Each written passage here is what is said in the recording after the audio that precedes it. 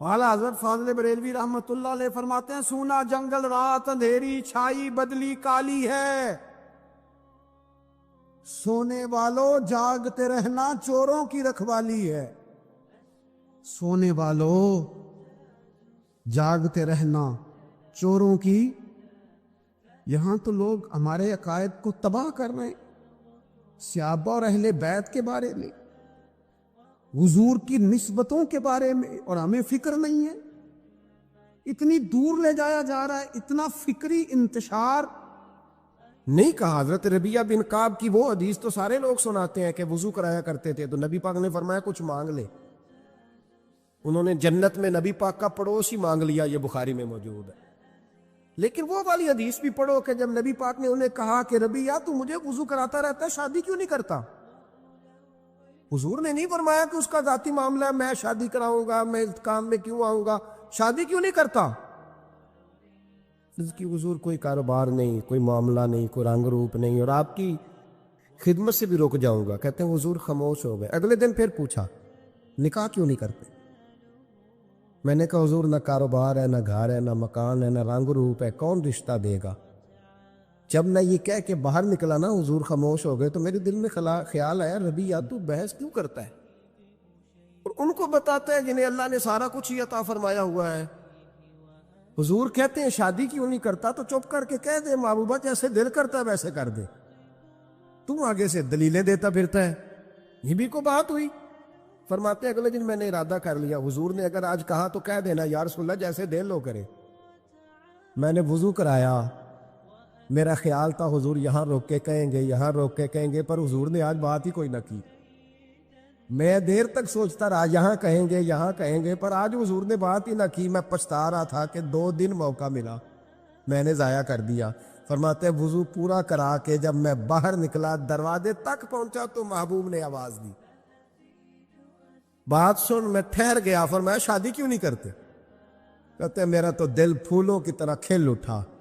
میں نے کہا یا رسول اللہ جیسے دل کرتا ہے کرا دے۔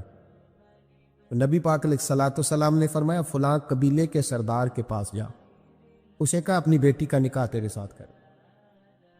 کہتے میں گیا، تھوڑی دیر کے لیے توقف کیا انہوں نے، لیکن پھر وہ راضی ہو گئے۔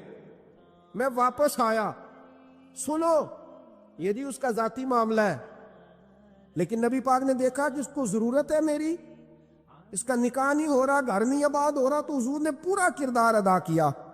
میرے محبوب کریم علیہ الصلوۃ والسلام نے حضرت حارثہ بن نعمان کو بلایا، فرمایا تیرا ایک مکان خالی ہے؟ کہ یا رسول اللہ ہاں۔ فرمایا یہ میرے ربیعہ کو دے دے، اس میں رہا کرے گا، دلہن کو لائے گا۔ حضرت بریدہ اسلمی کو بلایا، فرمایا ایک کھجور کی گٹھلی کے برابر سونا چاہیے۔ یا رسول اللہ کس لیے؟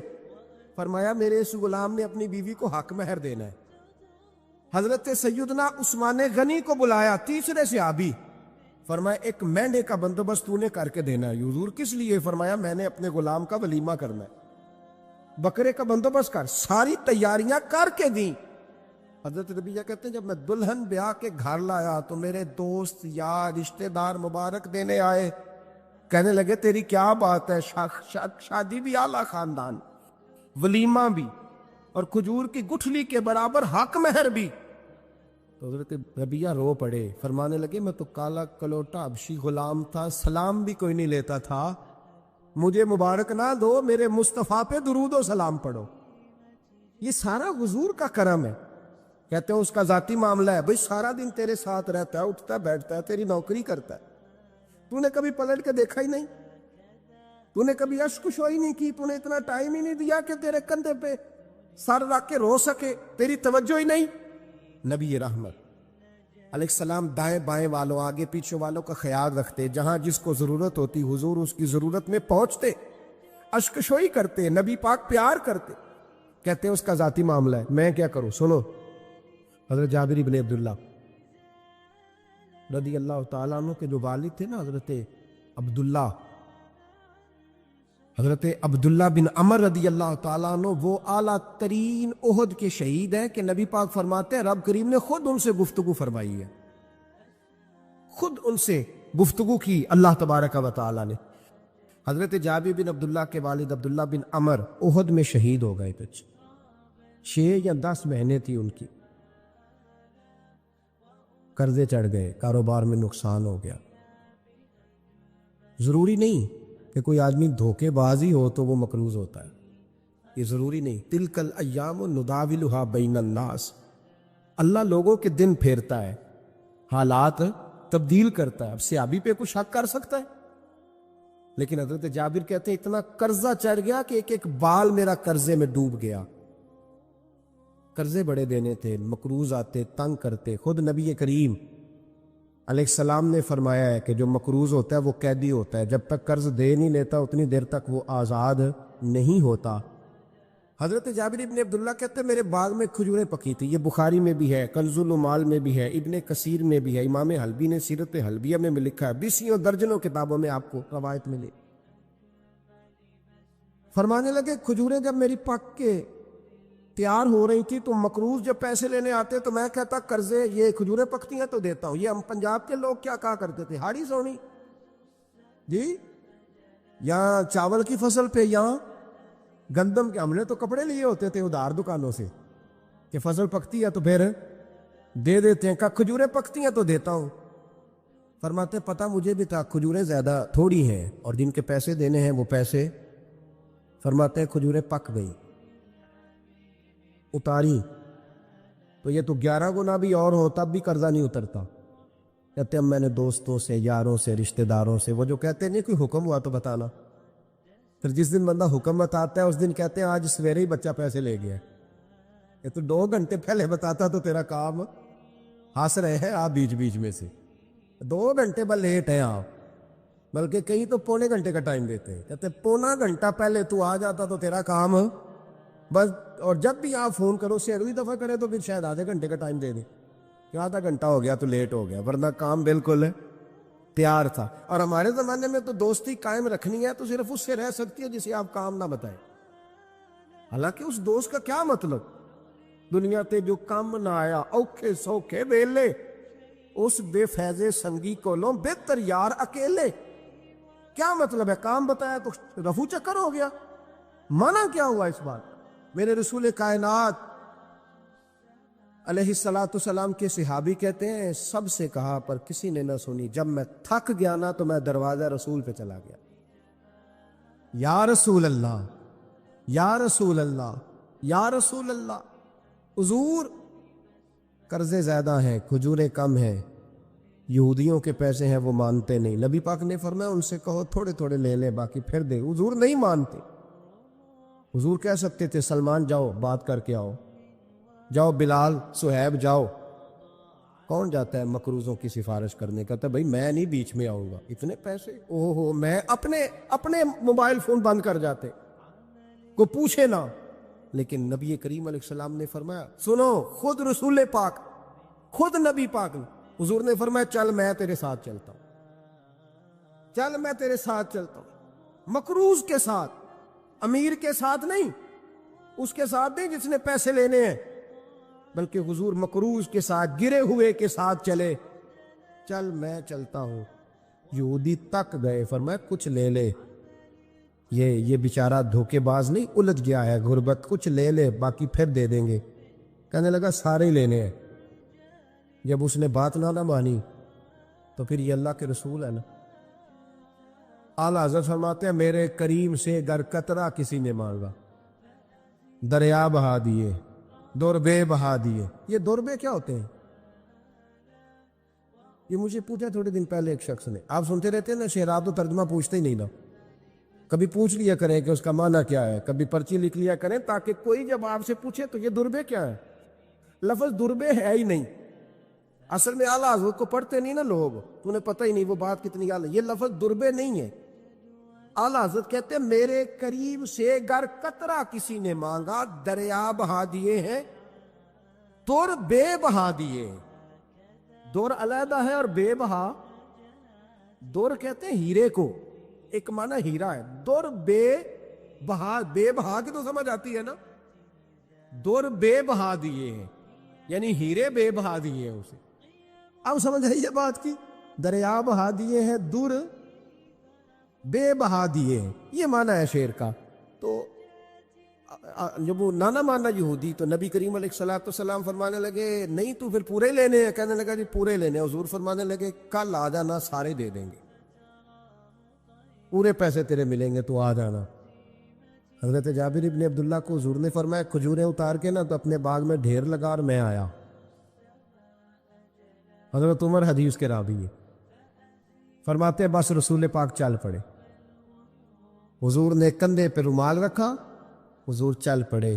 کوئی چٹائی نہیں بچھائی، حضرت جابر کہتے ہیں، کوئی صوفہ نہیں رکھا، وہ پھولوں کے ہار نہیں۔ حضور آئے، 2-3 چکر میرے باغ کے لگائے اور کھجوروں کے ڈھیر کے پاس بیٹھ گئے۔ فرمایا بلا جس کے پیسے دینے،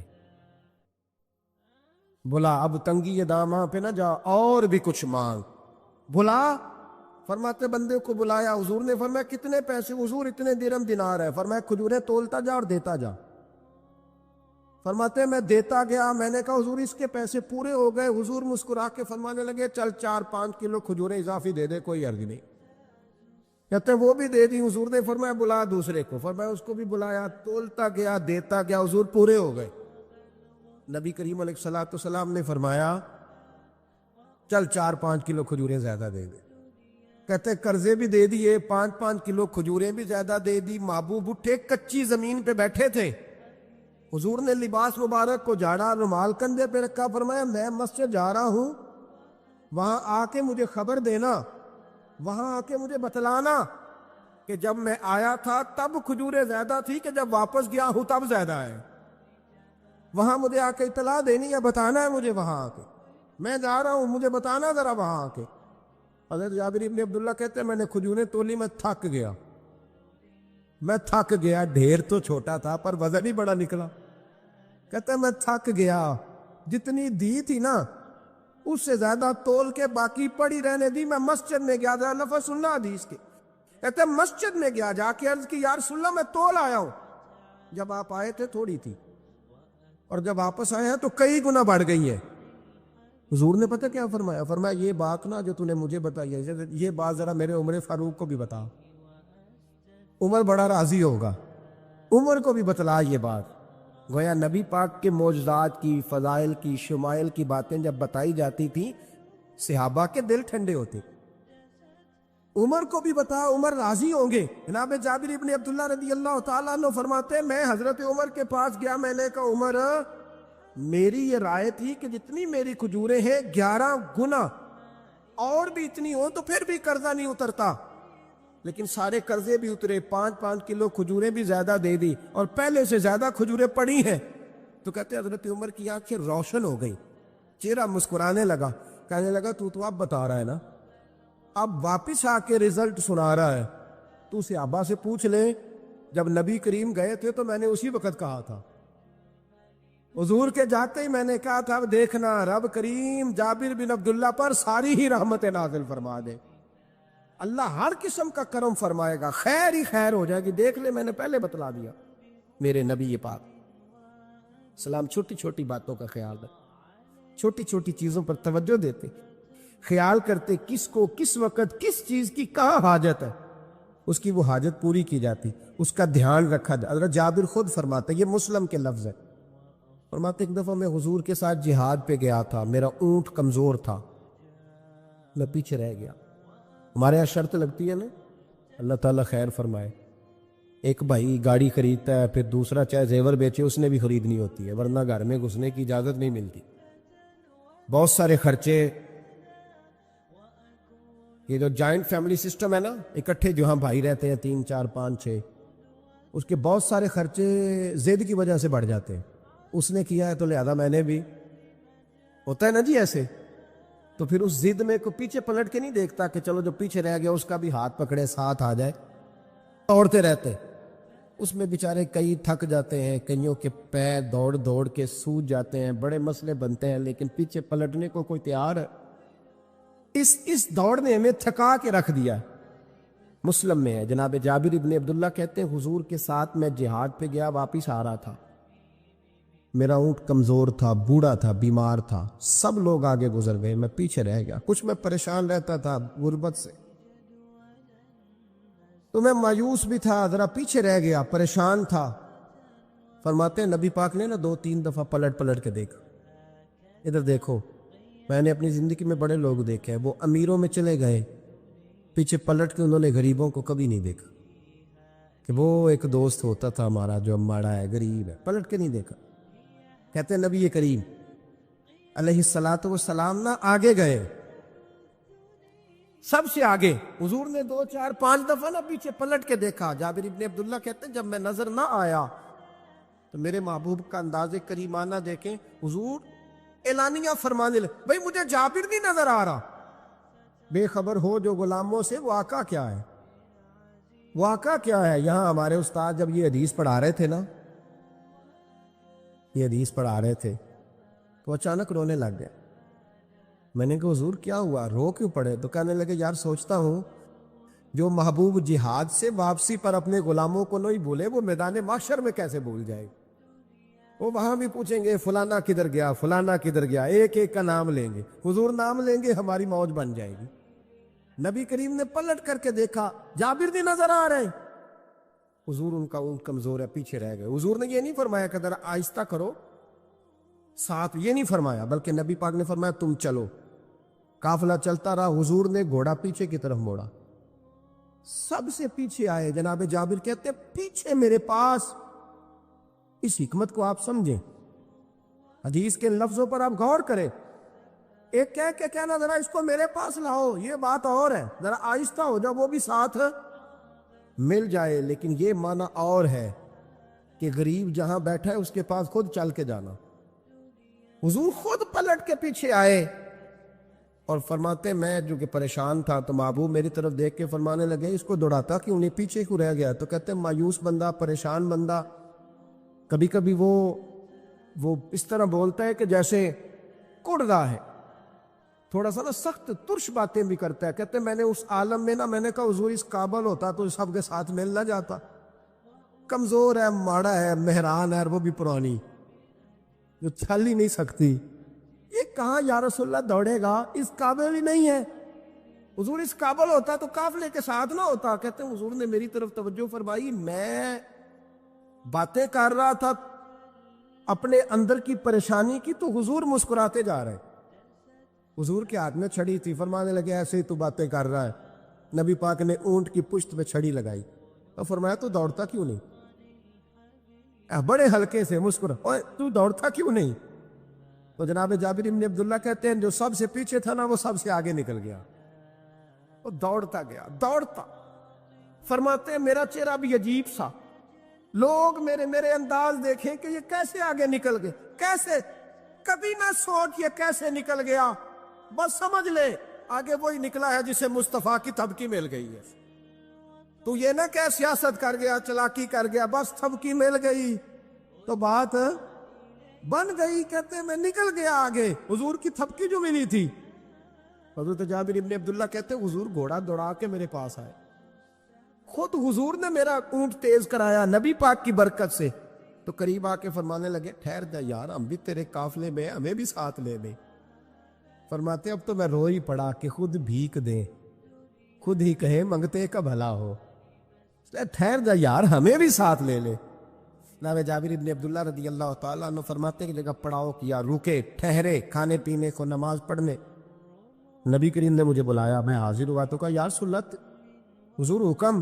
تو محبوب فرمانے لگے جابر یار تیرا اونٹ میں نے نرالا ہی دیکھا، بوڑھا ہو کے سب سے آگے نکل جاتا ہے، بیمار ہو کے، کمزور ہو کے۔ کہتے ہیں میں چہرہ دیکھتا جا رہا ہوں کہ حضور سارا ہی پتہ ہے آپ کو، میں کیا عرض کروں؟ تو محبوب فرمانے لگے پسند آ گیا، بیچ نہیں دیتے میرے ہاتھ؟ کہا یا رسول اللہ آپ رکھ لیں، حضور آپ کا یہ۔ فرمایا نہیں میں پیسے دوں گا۔ کتنے کا ہے؟ کہا یا رسول اللہ آپ رکھ لیں۔ فرمایا پیسے دوں گا۔ یا رسول اللہ مارکیٹ میں جاؤں تو 6-7 دینار کا بکے گا۔ فرمایا نہیں بھائی میں تو پورے 10 دوں گا۔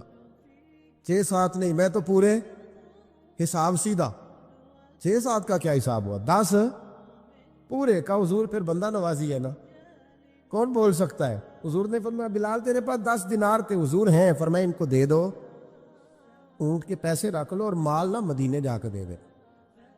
جابر ابن عبداللہ کہتے ہیں میں مدینے گیا شام کو، میں نے نہ کبھی اپنے اونٹ کی اتنی خدمت نہیں کی جتنی اس دن کی۔ میں نے اسے بڑے پیار سے نہلایا، میں نے نئی رسی خرید کے اسے نکیل ڈالی، آج محبوب کی بارگاہ میں لے کے جانا ہے۔ کہتے ہیں تیاری کر کے نا، تیاری پوری تیاری کر کے، تن تندور ہڈاں دا بالن تے اسی ہاواں نال تپایا، کپ کپ مکیاں پیڑے کیتے، عشق پلے تھل لایا، تن دا سالن تے من دی ہانڈی، اتو لون صبر دا پایا، غلام فریدا وے میں ساری تیری، تینوں اجے یقین نہیں آیا۔ کہتے ہیں اسے بڑے پریم سے، بڑی محبت سے سجا کے، سوار کے، نکھار کے، تیار کر کے میں نبی کریم کی بارگاہ میں لے کے گیا۔ ظہر کی نماز پڑھ کے حضور نکلے، میری طرف دیکھا، میں نے کہا حضور پیسے لے لیے تھے، یہ آپ کا سامان ہے، مال ہے؟ کہتے حضور نے نکیل تھامی، میں واپس پلٹا، ابھی گلی کی نکر مڑا نہیں تھا، حضور نے آواز دی، جابر ذرا سن تو صحیح۔ کہتے میں واپس آیا ہوں تو حضور مجھ سے باتیں کرنے لگے، فرمانے لگے یہ میرا اونٹ ہے، اسے کمزور اور بوڑھا نہ سمجھنا، کبھی جانوروں میں دوڑا کے دیکھنا، سب سے آگے نکل جاتا۔ اور کریم محبوب فرمانے لگے 6-7 دینار کا نہ سمجھنا، میں نے پورے 10 دینار کا خریدا۔ اور پھر حضور پھر مسکرائے، فرمایا جابر تمہیں پتہ ہے تحفہ لینے دینے سے محبت بڑھتی ہے؟ حضور ہاں۔ فرمایا رکھ لو، میں تمہیں تحفے میں دینا چاہتا ہوں، رکھ لو، میں تحفے میں دینا چاہتا ہوں۔ جناب جابر ابن عبداللہ کہتے ہیں میں واپس لوٹ رہا تھا، رو رہا اور کہہ رہا تھا جیسا نبی اللہ نے مجھے دیا، جیسا رسول اللہ نے، سب سے اولا ہو اعلیٰ ہمارا علم۔ آنکھیں بند کر کے جھوٹ کی زندگی جی کے، اپنے ساتھ بددیانتی کر کے، دھوکہ دے کے، اپنے آپ کو دائیں بائیں، اپنے آپ کو کہیں مصروف رکھ کے کچھ وقت ضائع تو کر لیتے ہو، پر تمہیں پتہ تو ہے نا کہ عبادت اللہ کی کرنی، تمہیں اس کی خبر ہے۔ میرے رسول پاک علیہ وسلم نے فرمایا بندہ اللہ کے سب سے قریب اس وقت ہوتا ہے جب وہ سجدے کی حالت میں ہوتا ہے۔ کس کے قریب ہوتا ہے؟ اللہ کے سب سے قریب ہوتا ہے، وہ بڑا نیڑے ہے رب کے، بڑا قریب ہے، اس لیے کہ وہ حالت سجدہ میں، وہ جب سجدے کرتا ہے نا، اس کی بارگاہ میں جب جھک جاتا ہے۔ آپ ذرا سجدے کی کیفیت دیکھیں نا، زبان بھی یہاں ہے، آنکھ بھی یہاں ہے، کان بھی، عقل بھی ساری، اس نے سارا کچھ رکھ دیا سجدے۔ آپ وہ کبھی پیچھے جائیں تو دیہاتوں میں کہا جاتا تھا ناک سے نکیریں نکالو، بہت بڑی سزا ہوتی تھی نا، ناک سے لکیریں نکالو، بڑی سزا ہوتی تھی۔ تو اس نے کہا مالک مجھے کسی نے کہا نہیں، پر دیکھنا میں نے رکھ دی ساری عقل سجدے میں، اور رکھ کے کہا کیا؟ سبحان ربی یا اللہ، اللہ میں پست ہوں تو اعلیٰ، اللہ تو میرا رب ہے اور تو سب سے اعلیٰ اتنا۔ اور فرمایا جب یہ اس کیفیت میں ہوتا ہے تو پھر یہ اپنے رب کے قریب ہوتا ہے۔ میرے نبی کریم علیہ الصلوۃ والسلام نے مصلی سے دل لگانے کا درس دیا، حضور نے توجہ دلائی، صحابہ اس ذوق کے حامل لوگ تھے، وہ کوشش کرتے تھے۔ جناب صدیق اکبر رضی اللہ تعالیٰ عنہ کا عبادت کا مزاج ہمیشہ قائم رہا۔ حضرت عمر فاروق ساری رات اللہ کے حضور کھڑے رہے۔ حضرت عثمان غنی رضی اللہ تعالیٰ عنہ عشاء کی نماز پڑھ کے 2 رکعتوں کی نیت باندھتے تھے، 15 سپارے پہلی رکعت میں پڑھ دیتے اور 15 سپارے قرآن مجید کے دوسری رکعت میں پڑھ دیتے۔ آپ نے نا حضرت عمر فاروق کے وصال کے بعد ان کی ایک بیوہ سے نکاح کیا، حضرت عثمان غنی نے نکاح کیا۔ وہ خاتون آپ کے نکاح میں آئیں تو عرض کرنے لگی امیر المومنین میرے لیے اعزاز تو بہت ہے کہ میں امیر المومنین کی بیوہ تھی تو امیر المومنین کی منکوحہ ہو گئی ہوں، لیکن حضور نہ تو میں جوان ہوں کہ میرے اندر رغبت ہوتی اور نہ میں اب اس قابل ہوں کہ کوئی خدمت کر سکوں، میرے ساتھ نکاح کی وجہ کیا بنی؟ تو عثمان غنی رو پڑے، فرمانے لگے میں نے عمر فاروق کو مسجد میں اپنے رب سے ڈرتے ہوئے دیکھا، میں نے اسے روتے ہوئے دیکھا، عدل کرتے دیکھا، انصاف کرتے دیکھا، امت کی خیر خواہی کرتے دیکھا۔ تمہارے ساتھ نکاح اس لیے کیا ہے کہ تم مجھے یہ بتاؤ کہ عمر فاروق گھر کے اندر اپنے رب کو کیسے راضی کرتے، گھر کے اندر کیسے راضی کرتے تھے، وہ طریقے بتلاؤ، تم بتاتی جانا اور میں بھی اسی طرح گھر میں عبادت کروں۔ جس گھر میں اللہ کا ذکر ہوتا ہے وہ گھر زندوں کا ہے، اور جس گھر میں رب کریم کا ذکر نہیں ہوتا وہ گھر زندوں کا نہیں ہے۔ گھر نا ہم نا کتابوں میں پڑھتے ہیں کہ بزرگ کہتے ہیں، حضرت فضیل بن عیاض کہتے ہیں کہ میں ایک گلی سے گزر رہا تھا تو گھر کے اندر کسی قاری صاحب نے قرآن کی آیت پڑھ دی، ولی من خاف مقام ربہ جنتا، میں تے میرے کانوں سے ٹکرائی تو اللہ نے میری کایا ہی پلٹ دی، میں توبہ کر گیا۔ اب گھر کے اندر سے آواز آئے تو صحیح نہ تلاوت کی، پر اندر سے آواز آتی نہیں ہے، ڈیک بجنے کی آواز آتی ہے، یا ٹی وی چلنے کی آواز آتی ہے، یا دھوم مچانے کی آواز آتی ہے۔ عبادت کا وہ جو خاص شوق تھا، وہ جو حسن تھا، وہ جو توانائی، وہ جو بات۔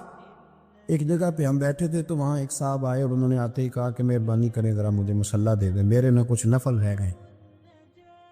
تو میں نے وضو کر لیا تو کوئی مصلی مل جائے، مصلی انہیں دے دیا گیا، وہ مصلی لے کے چلے گئے تو پیچھے ایک صاحب نے تبصرہ کیا کہ انہوں نے کتنا ریاکار بندہ ہے، لوگوں کو دکھا رہا ہے کہ میں نفل پڑھتا ہوں، ہے کو بات کرنے والی۔ میں نے اسے کہا، میں نے کہا تو مہربانی کرنا، اس طرح کی ریاکاری تو بھی کر، پکڑ مصلی اور جا تو بھی تھوڑی ریاکاری کر کے آ، اٹھ ذرا، شکر کر کوئی یہ ریاکار بھی ملا ہے، کوئی نفل پڑھ کے ریاکاری کرنا ہے۔ اللہ کا میں کہتا ہوں کو پڑھے تو صحیح نہ، یا یہ کوئی دور ہے نفل پڑھنے کا؟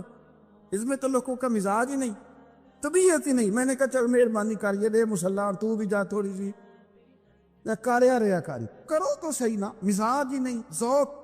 جمعے کی نماز پڑھ کے یوں دنیا بھاگتی ہے، او ہو پتہ نہیں کون سی پیچھے آگ تھی جو بجھائی جائے گی، اور آج تک لوگ مسئلہ پوچھ رہے ہیں کہ جمعے کی بعد والی سنتیں کتنی ہوتی ہیں۔ میں نے کہا کتنے سال ہو گئے جمعہ پڑھتے، کتنے سال ہو گئے، ابھی تک سنتوں کا نہیں پتہ، ابھی تک نہیں علم کے پہلے کتنی رکھتے ہیں اور بعد میں کتنی رکھتے ہیں۔ فجر کی سنتیں کب پڑھنی چاہیے؟ سنو فجر کی سنتوں کے بارے۔ میرے رسول کریم سید عالم صلی اللہ تعالی علیہ وسلم سے ایک صحابی نے پوچھا تھا، حضور میری فجر کی سنتیں رہ گئیں یا رہ جاتی ہیں تو حکم کیا ہے؟ کیا انداز ہے حضور کا، بخاری مسلم کے لفظ سنو۔ حضور سید عالم صلی اللہ علیہ وسلم فرمانے لگے، اس نے کیا پوچھا تھا؟ حضور جواب کیا دیتے؟ فرمایا فجر کی سنتیں کبھی نہ چھوڑنا، فجر کی پہلی 2 سنتیں کبھی نہ چھوڑنا۔ یا رسول اللہ صلی اللہ تعالی علیہ وسلم میری رہ گئی ہیں، رہ جاتی ہیں۔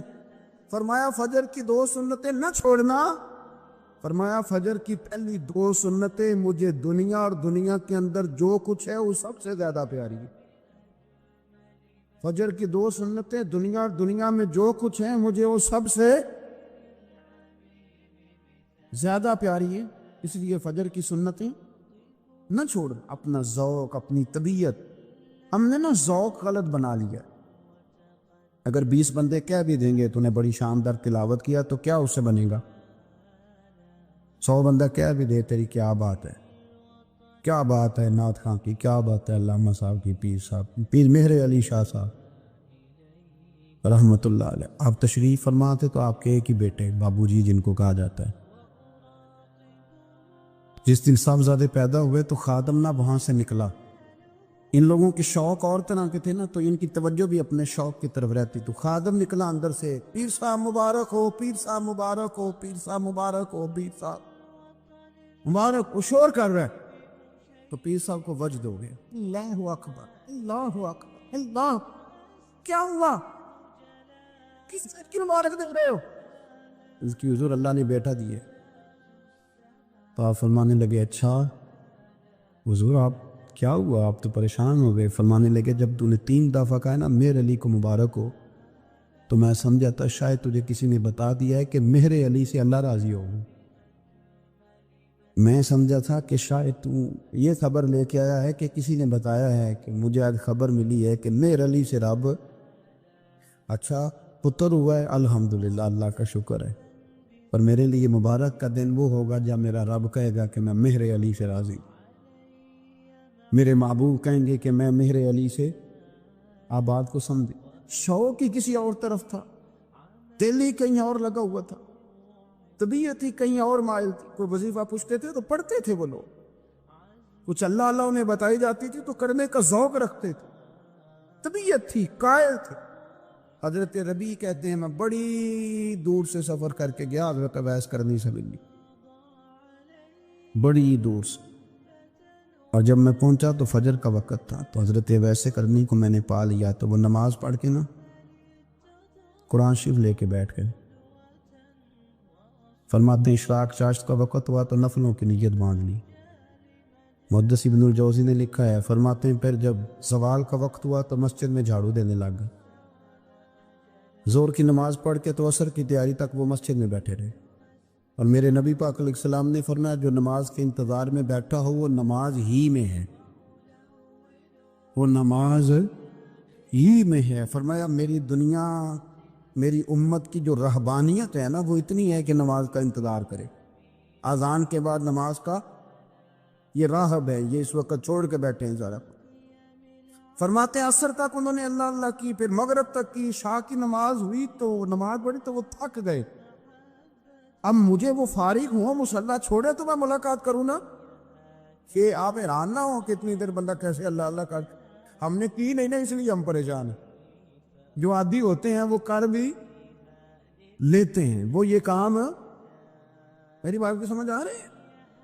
جب جاتے ہو کسی دفتر میں تو 8 گھنٹے کھڑے رہ لیتے ہو نا، مجبوری ہوتی ہے تو کھڑے رہا جا سکتا ہے۔ پاسپورٹ کا دفتر،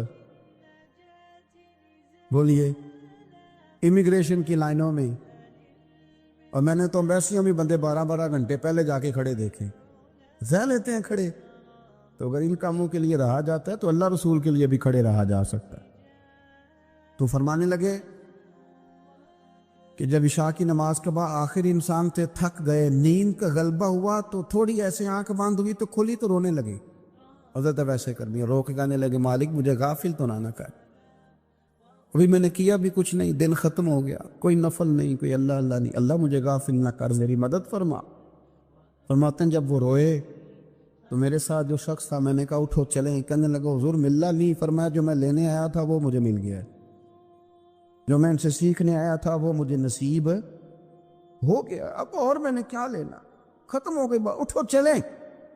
اللہ کے بندوں نے حضرت ربیعہ بن کعب اسلمی رضی اللہ تعالیٰ عنہ فرماتے ہیں، کہتے ہیں جب بنو قریظہ اور بنو نذیر یہودیوں کے ساتھ حضور علیہ السلام نے جنگ کا اعلان فرمایا تو وہ دشمن ہو گئے، ہمیں خطرہ تھا کہ وہ رات کو کہیں محبوب کو تکلیف نہ دیں، تو کچھ لوگ نا تلواریں لے کے نبی پاک کے دروازے پہ پہرے داری کرتے تھے۔ گن مین رکھنا حرام نہیں، اگر کسی کو واقعی خطرہ ہو تو اس کے لیے سنت بھی ہے۔ حضرت علی المرتضیٰ تلوار لے کے حضور کے گھر کا پہرا دیتے تھے۔ حضرت ربیعہ بن کعب اسلمی رضی اللہ تعالیٰ عنہ فرماتے ہیں کہ رات میری ڈیوٹی تھی کہ میں حضور کے گھر کا پہرا دوں گا، تو فرماتے ہیں میں باہر سن رہا تھا، ساری رات ہی میرے نبی پاک نے اللہ کی تسبیح پڑھی، ساری رات، کبھی تسبیح، کبھی تحلیل، کبھی تحمید، کبھی تکبیر، ساری رات۔ فرماتے ہیں ساری رات حضور پڑھتے رہے اور ساری رات ہی میں سنتا رہا، مجھے اونگ آ گئی، میری آنکھ لگ گئی، حضور ابھی پڑھ رہے تھے، میں تھک کے سو گیا، اور فرماتے ہیں جب میری آنکھ دوبارہ سے کھلی تو میرے کانوں میں پھر کوئی چیز گونجی، تو میں نے کان لگایا تو میرے حبیب ابھی بھی اللہ کو یاد کر رہے۔ ساری رات حضور رب کی عبادت کرتے، اسی لیے تو کہا یا ایھا المزمل قم اللیل الا قلیلا، حبیب ساری رات تو نہ جاگا کا، تھوڑا آرام بھی کر لیے گا۔ میرے بھائی اپنا مصلی، اپنی عبادات، اپنے وظائف، اللہ اللہ جو آپ نے کسی سے سیکھی ہے اس کو کبھی کمزور نہ ہونے دیں۔ شجرہ شریف جو کسی بزرگ سے آپ لے لیتے ہیں تو کیا رسم ہے کوئی؟ اس پہ کچھ لکھا ہوتا ہے، وہ پڑھنے کے لیے دیا جاتا ہے، اس پہ لکھا ہوتا ہے کہ یہ اللہ اللہ آپ نے کرنی ہے۔ انسان پر اگر کوئی شخص نیکی کر دیتا ہے، احسان کر دیتا ہے، تو انسان اس کے سامنے پھر گردن نہیں اٹھا سکتا، یار یہ میرے مشکل وقت کا دوست ہے، اس نے میرے ساتھ نیکی کی، کبھی بھی گردن نہیں اٹھائے گا، جھکا کے رکھے گا۔ تو اگر عام کوئی نیکی کر دے تو اس کے سامنے انسان کبھی گردن نہیں اٹھاتا، تو جو رب ساری نعمتیں عطا فرمائے، جو کہے کہ تیری تخلیق میں نے کی، تجھ سے پہلوں کو بھی پیدا میں نے کیا، تیرے لیے زمین کا بچھونا بھی میں نے بچھایا، آسمان کی چھت بھی میں نے لگائی، تیرے لیے زمین سے ساری اناج کو، پھل کو، کھیتیوں کو نکالا بھی تیرے لیے۔ اب تو اس طرح کر کہ تو میری عبادت کر، تو میری بارگاہ میں جھک جا۔ بہت سارے نشے لوگوں کو لگے ہوئے ہوتے، ہر آدمی کوئی نہ کوئی نشہ کرتا ہے، کوئی دولت کا کرتا ہے، کوئی شہرت کا کرتا ہے، کوئی اپنی تعریف کا نشہ کرتا ہے، دو چار لوگوں سے تعریف سن کے مطمئن ہو جاتا ہے۔ ناراض تو نہیں ہو گیا اس جملے سے آپ؟ کرتے ہیں لوگ دولت کا نشہ، یہ جب نقصان ہوتا ہے تو بندے بیمار نہیں ہو جاتے؟ پیسے ڈوب جاتے ہیں تو لوگ بیمار نہیں ہو جاتے؟ تو اس کا مطلب یہ ہوتا ہے کہ نشہ ٹوٹ گیا ہے۔ اب بہک ہوئے ہیں نا تھوڑے سے تو کانپتے ہیں، تڑپتے ہیں، پریشان۔ نشہ ہی اسی طرح ہی کرتا ہے نا، نہیں ملتا تو پریشان ہوتا ہے۔ یہ سارے نشے ہیں، مختلف قسم کا نشہ۔ ہم مانتے نہیں اس بات کو، تسلیم نہیں کرتے، کیونکہ تسلیم کرنا بڑا مشکل کام ہے۔ اس کے لیے تو بڑی ساری چیزیں جو ہے وہ دبوچ کے اور بڑی سارے رستے پھلانگ کے آنا پڑتا ہے، تو بڑا مشکل ہے ماننا، ورنہ کرتے ہیں ہم، ہمارا مزاج ہے۔ یہ گھومنے پھرنے کا، دنیا دیکھنے کا بھی ایک نشہ ہے، یہ بہت ساری باتیں کرنے کا بھی ایک نشہ ہے، گپ شپ کا بھی ایک نشہ ہے۔ دو چار لوگوں کی جب تک پگڑیاں نہ کھول لیں، بعض لوگوں کو نیند نہیں آتی۔ یہ غیبت کا، چغلی کا، بددیانتی کا، یہ بھی ایک نشہ ہے۔